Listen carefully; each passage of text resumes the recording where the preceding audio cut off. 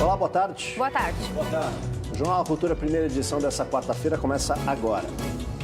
Depois do assassinato da vereadora Marielle Franco, ameaças à família do ministro do Supremo, Edson Fachin, e tiros contra a caravana de pré-candidato à presidência pelo PT preocupam políticos e juristas. O presidente Michel Temer diz que ameaças desse tipo não podem acontecer e fala em clima de instabilidade no país.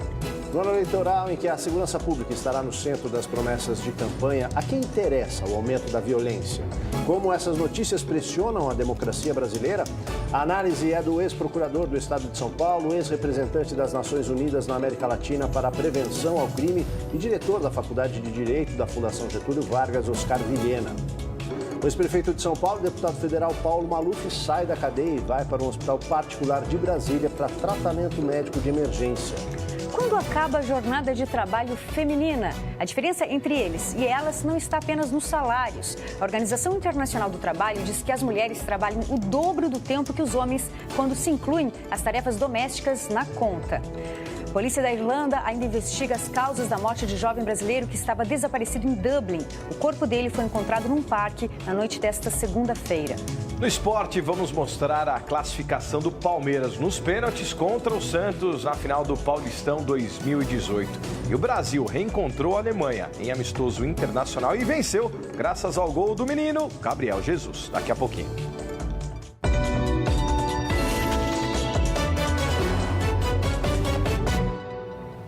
As mulheres enfrentam a desigualdade de gênero fora e dentro de casa. O trabalho doméstico não remunerado ainda é visto como tarefa feminina em muitos lares brasileiros. Com 2 filhos de 6 e 9 anos, Simone não para. Além de trabalhar como secretária, tem que cuidar da casa, das crianças e ainda faz bolos para vender. O dia começa às 7 da manhã e só termina no início da madrugada, quando ela vai dormir. Eu tenho que me desdobrar, você tem que buscar aquela energia não sei da onde, que só mães, eu acho que tem mesmo, para poder dar conta de tudo, da rotina. Divorciada, sente falta de alguém para dividir as tarefas. Eu acho muito importante, sim, a presença e não ajuda, né? A obrigação que é do pai também de cuidar. Esse cansaço da Simone é semelhante ao de muitas mães brasileiras. Um estudo mostra que mesmo com o ingresso delas no mercado de trabalho, as atividades domésticas continuam ficando sob a responsabilidade da mulher. De acordo com dados do Instituto de Pesquisa Econômica Aplicada, são pelo menos 25 horas semanais que a mãe com filhos dedica aos cuidados com a casa, contra 15 horas dos homens com filhos. No âmbito profissional, a carga horária é mais parecida. Mulheres trabalham fora, em média, 36 horas semanais, contra 41 dos homens. Segundo a Organização Internacional do Trabalho, as mulheres trabalham pelo menos 2 vezes mais que os homens. Enquanto eles trabalham 43 horas por semana, a jornada delas é de 62 horas. Para essa psicanalista, a divisão de tarefas desigual é histórica. Os homens iam trabalhar e as mulheres cuidavam da casa. Com a participação feminina cada vez maior no mercado e a crescente consciência de direitos e deveres iguais entre os gêneros, cabe a homens e mulheres redefinirem seus papéis. Todos temos uma casa, todos vamos cuidar da casa. Então a gente vai ter que sentar na mesa de negociação e renegociar e desnaturalizar os pactos sociais antigos. Isso que é o novo, isso que é a vida, isso que é construção, todo dia. Professores da Rede Municipal de São Paulo decidiram voltar ao trabalho depois de 20 dias de paralisação. Eles protestavam contra a reforma da Previdência do município, que estava em votação na Câmara, mas foi retirada da pauta na sessão plenária desta terça-feira. O presidente da Câmara, Milton Leite, do DEM, abriu a sessão informando que o projeto de lei da reforma da Previdência Municipal seria retirado da pauta por 4 meses para discussões. Na verdade, foi uma forma que a base do governo encontrou para não perder a votação. Isso porque o prefeito João Dória não conseguiu os 28 votos necessários para a aprovação. Professores comemoraram e, em assembleia, decidiram encerrar a paralisação. Eles são contra vários pontos do projeto, como o aumento da alíquota básica de contribuição previdenciária, de 11% para 14%. O Sindicato dos Professores informou que agora vai discutir com a Secretaria de Educação como será a reposição das aulas. Jovens em várias partes do mundo e no Brasil reforçam seu poder de contestação e mobilização em questões essenciais da sociedade. Pois é, e amplificam esses protestos, seja na internet, seja nas ruas. Há 2 semanas, jovens têm se reunido aos milhares nas ruas de várias cidades do país. Desde a morte da vereadora Marielle Franco e do motorista Anderson Gomes, as redes sociais impulsionaram protestos contra a violência e a impunidade. As manifestações no mundo virtual levaram o ativismo ao mundo real. Quando aconteceu o assassinato, uma coisa muito chocante que eu vi foi toda a minha timeline estava em pró de Marielle e isso era 3 horas após a morte dela. E isso para mim foi genial. Foi genial, foi muito tocante perceber o quanto a gente, mesmo distante, conseguiu se unir ali naquele momento. O jovem ativismo dá as caras em outros países. Nos Estados Unidos, o mais recente ato reuniu manifestantes em 800 cidades contra a livre comercialização de armas. Há 50 anos, os jovens protestavam contra a guerra do Vietnã. Na França, manifestações estudantis em prol da educação, igualdade de direitos e liberdade sexual contagiaram outros setores da sociedade e outras nações. No Brasil, em 28 de março de 68, o estudante Edson Luiz de Lima Souto, de 17 anos, foi morto pela Polícia Militar do Rio de Janeiro, que invadiu o restaurante Calabouço, no centro, onde um protesto pedia melhorias no local. Era o 4º ano da ditadura militar.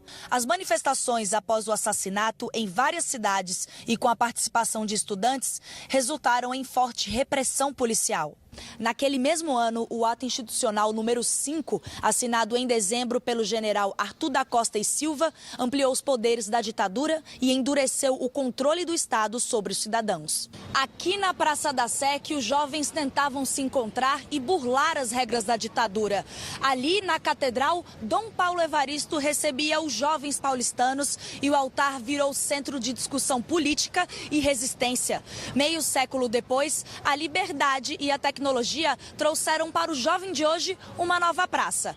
É na internet e nas redes sociais que acontece o engajamento político. A juventude que se manifestava era aquela que estava associada às universidades, principalmente, né? Hoje não.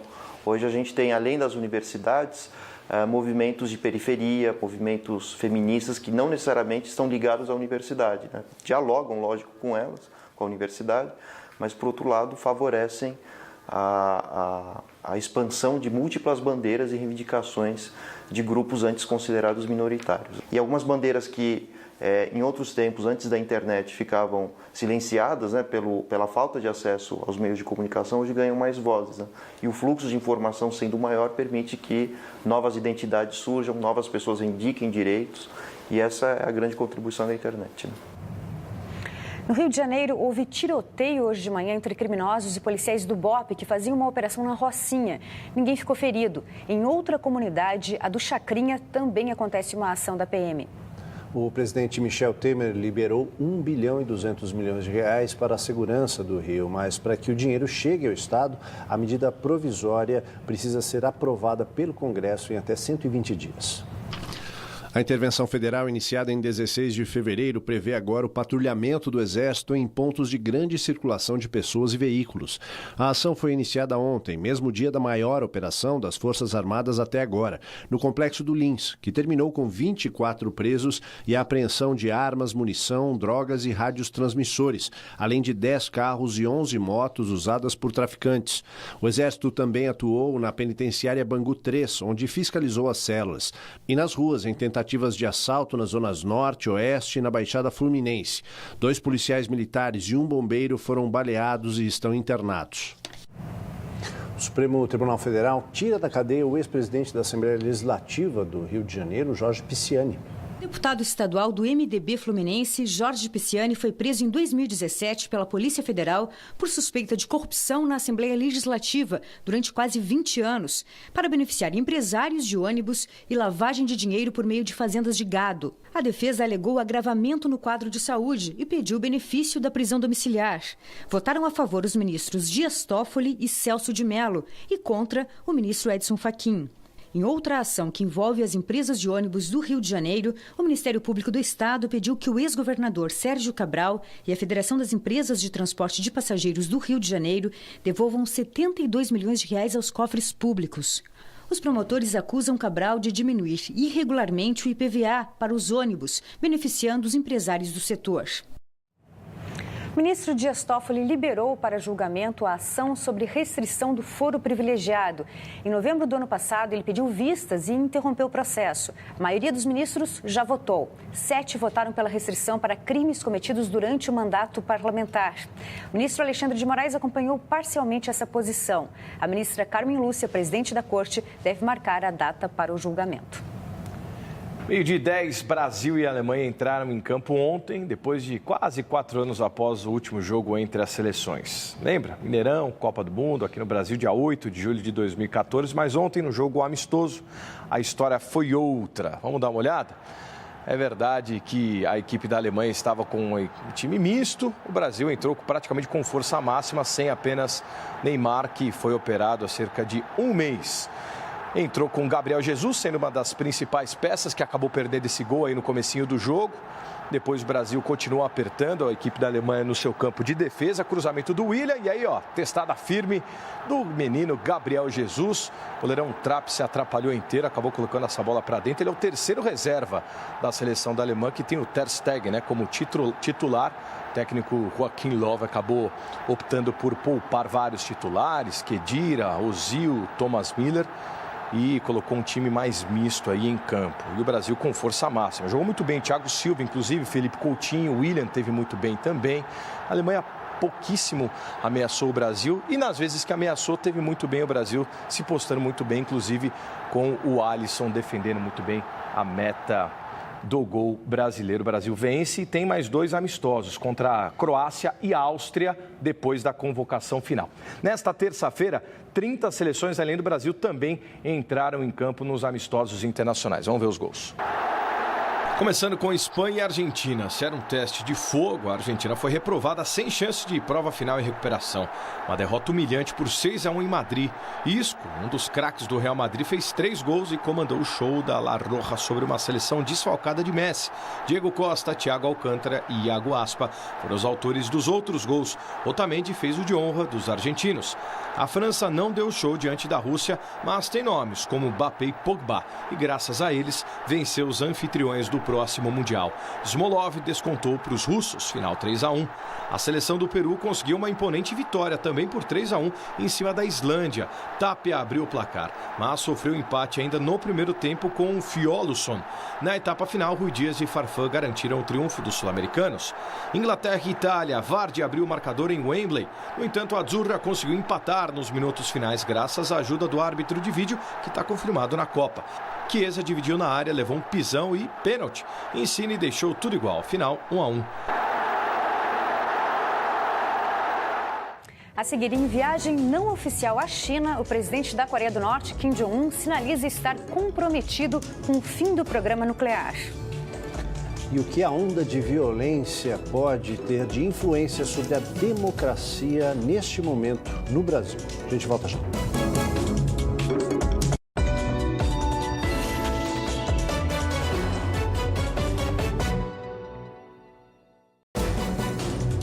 O presidente da Coreia do Norte, Kim Jong-un, viajou à China numa visita não oficial de 4 dias que chama a atenção do mundo. Imagens da agência de notícias oficial Xinhua mostram Kim Jong-un ao lado do presidente chinês Xi Jinping.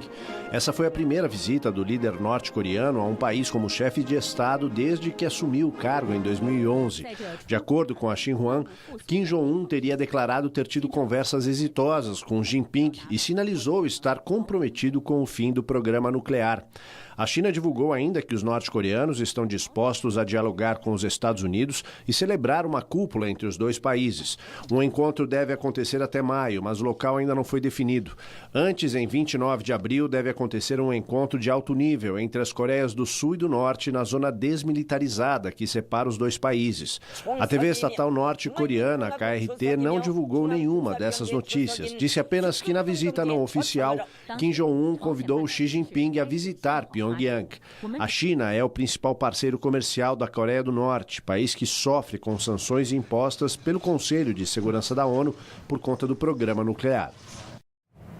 Foi encontrado o corpo do brasileiro que havia desaparecido desde o dia 6 desse mês em Dublin, na Irlanda. O corpo de Kaique Trindade, de 24 anos, foi encontrado em um parque em Clondalkin, subúrbio da capital irlandesa. A causa da morte não foi divulgada, mas ela foi confirmada pela mãe dele no Facebook. A carteira de Kaique com dinheiro e cartões foi achada um dia depois no mercado. Kaique estava na Irlanda para estudar e trabalhar.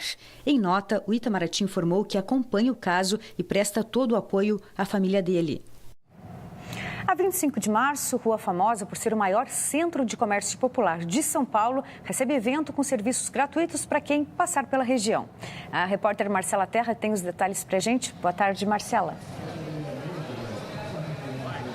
Olá, Ana, boa tarde a todos. A ação Rua Cidadã 25 tem por objetivo atender as pessoas mais vulneráveis que circulam aqui na região do centro e também os trabalhadores da 25. Estão sendo oferecidos serviços como vacinação, orientações médicas e orientações jurídicas também. Aqui onde a gente está, no Centro de Apoio ao Trabalhador e ao Empreendedorismo, estão sendo oferecidos serviços de emissão de carteira de trabalho e também encaminhamento para vagas de emprego, além de orientações para o microempreendedor. Eu vou conversar agora com a Aline, que é secretária do Trabalho. Aline, boa tarde. O que a pessoa precisa trazer para utilizar esses serviços aqui?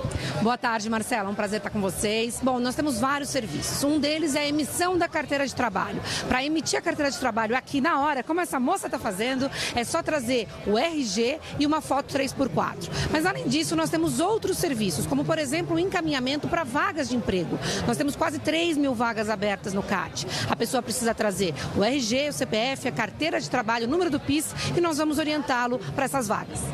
Muito obrigada, Aline. Bom, se você quiser saber quais outros serviços estão acontecendo aqui na rua, é só entrar no site www.redesocialdocentro.com.br. Esse evento aqui vai funcionar até às 17 horas de hoje. Ana?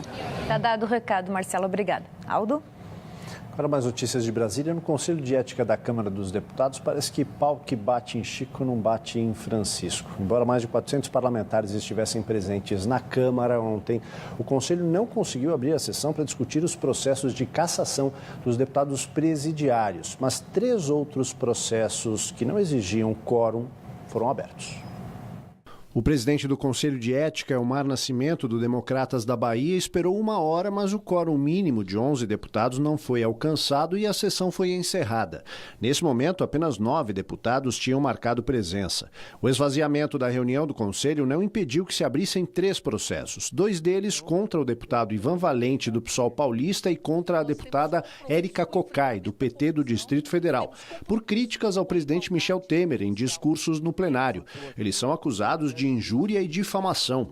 Outro é contra o deputado Jean Willis, do PSOL fluminense, acusado de apologia às drogas e perversão sexual por declarações dadas durante a entrevista a uma rádio.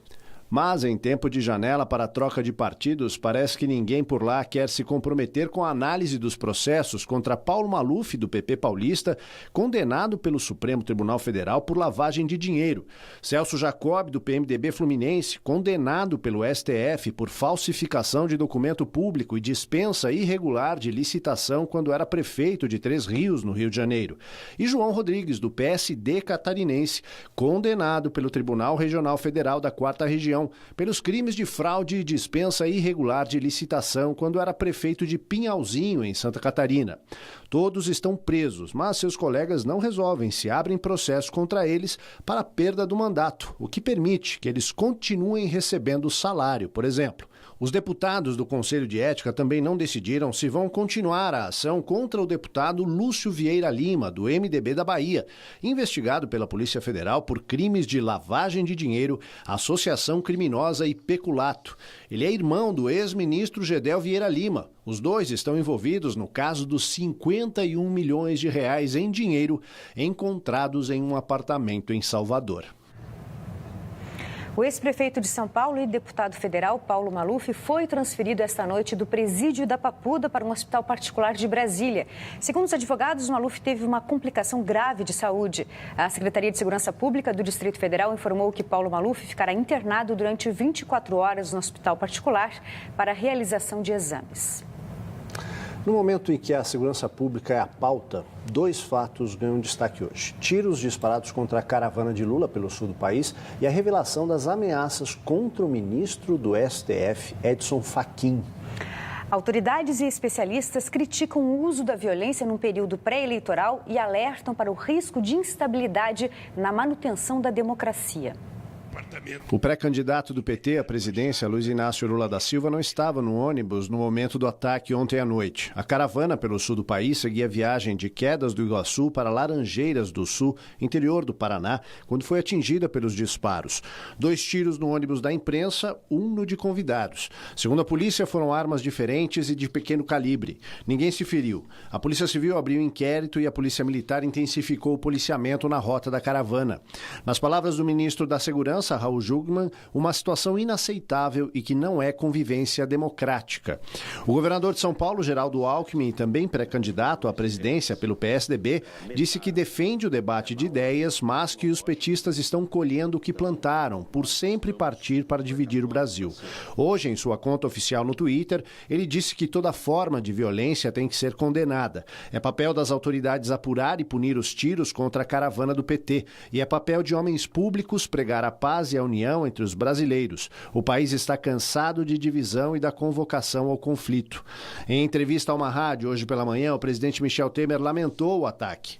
E é uma pena que tenha acontecido isso, porque vai criando um clima de instabilidade no país, de falta de pacificação, que é indispensável no presente momento. Essa onda de violência não foi pregada, talvez, por aqueles que tomaram essa providência, talvez tenha começado lá atrás, né? E a história do uns contra outros cria essa dificuldade que gera atritos dessa natureza. A violência chegou em forma de ameaças ao relator da Lava Jato no Supremo Tribunal Federal. O ministro Edson Fachin revelou que ele e a família temem represálias. Fachin pediu providências à presidência do STF e à Polícia Federal. A ministra Carmen Lúcia já autorizou o reforço na escolta do ministro e familiares. Sobre as ameaças ao ministro Fachin, a Ordem dos Advogados do Brasil declarou em nota que esse tipo de ataque pretende atingir todo o sistema de justiça e o Estado democrático de direito. São atentados contra as instituições democráticas e elas só interessam aqueles que não mais querem jogar o jogo da democracia. Tá? Entendo que esses 2 eventos, de fato, mudaram o patamar da nossa crise política. Hoje, ela mais claramente é uma crise de natureza institucional. As 2 notícias chegam exatamente 2 semanas após a execução da vereadora Marielle Franco e do motorista Anderson Gomes, em plena intervenção federal na segurança pública do Rio de Janeiro. Fatos que repercutem dentro e fora do Brasil e que podem ter influência no ano eleitoral. Nesses últimos 30 anos, a democracia brasileira soube enfrentar suas crises, soube resolver a sua adversidade e soube, sobretudo, respeitar o pleito eleitoral.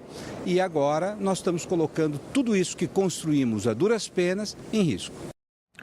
E ontem no Pacaembu saiu o primeiro finalista do Campeonato Paulista 2018. Vamos ver? Palmeiras e Santos fizeram o segundo jogo da semifinal no estádio Paulo Machado de Carvalho. O William fez o gol no primeiro jogo, então o Palmeiras tinha a vantagem do primeiro jogo de ficar com essa vantagem de 1-0. Né? O Santos acabou chutando o 0 do placar, com o Eduardo Sacha fazendo de cabeça 1-0, logo no comecinho do jogo. Depois, Bruno Henrique acertou essa balaça em um petardo para fazer 1-1. Na sequência, o Santos ainda no primeiro tempo conseguiu empatar com o garoto Rodrigo, de 17 anos. Começou uma jogada ali pelo lado esquerdo com o Gabigol. E com o resultado 2-1, mais 1-0, 2-2, foi para os pênaltis a decisão. Todo mundo do Palmeiras fez.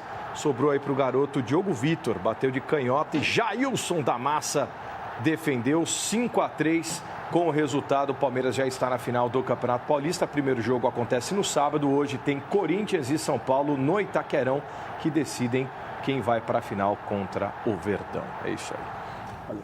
A gente fica por aqui. Muita calma nessa hora, hein, minha gente? Uma ótima tarde para você. Agora você acompanha o programa Panorama, que hoje fala sobre a influência da vida urbana na saúde dos seus habitantes. Uma ótima tarde e até amanhã. Até amanhã. Tchau.